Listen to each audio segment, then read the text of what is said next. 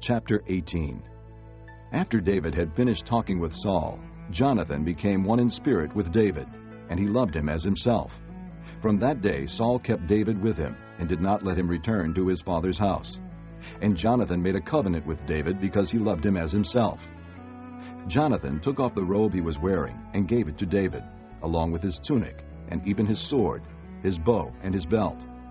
Whatever Saul sent him to do, David did it so successfully that Saul gave him a high rank in the army. This pleased all the people, and Saul's officers as well.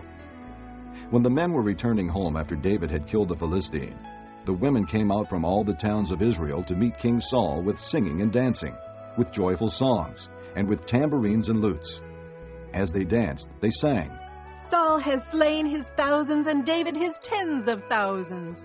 Saul was very angry. This refrain galled him. They have credited David with tens of thousands, He thought. but me with only thousands. What more can he get but the kingdom? And from that time on, Saul kept a jealous eye on David. The next day, an evil spirit from God came forcefully upon Saul. He was prophesying in his house, while David was playing the harp, as he usually did. Saul had a spear in his hand, and he hurled it, saying to himself, I'll pin David to the wall. But David eluded him twice. Saul was afraid of David, because the Lord was with David, but had left Saul. So he sent David away from him, and gave him command over 1,000 men. And David led the troops in their campaigns.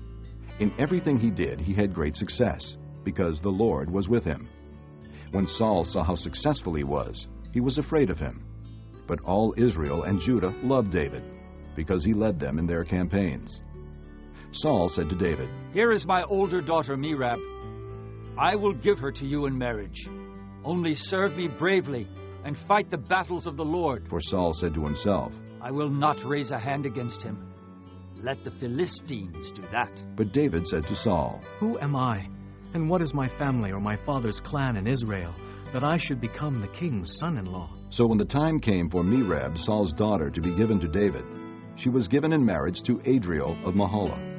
Now Saul's daughter Michal was in love with David, and when they told Saul about it, he was pleased. I will give her to him, He thought, so that she may be a snare to him, and so that the hand of the Philistines may be against him. So Saul said to David. Now you have a second opportunity to become my son-in-law. Then Saul ordered his attendants. Speak to David privately and say, Look, the king is pleased with you, and his attendants all like you. Now become his son-in-law. They repeated these words to David. But David said, Do you think it is a small matter to become the king's son-in-law? I'm only a poor man and little known. When Saul's servants told him what David had said, Saul replied, Say to David, the king wants no other price for the bride than 100 Philistine foreskins to take revenge on his enemies. Saul's plan was to have David fall by the hands of the Philistines. When the attendants told David these things, he was pleased to become the king's son-in-law. So before the allotted time elapsed, David and his men went out and killed 200 Philistines. He brought their foreskins and presented the full number to the king, so that he might become the king's son-in-law. Then Saul gave him his daughter Michal in marriage. When Saul realized that the Lord was with David and that his daughter Michal loved David, Saul became still more afraid of him, and he remained his enemy the rest of his days. The Philistine commanders continued to go out to battle, and as often as they did, David met with more success than the rest of Saul's officers, and his name became well known.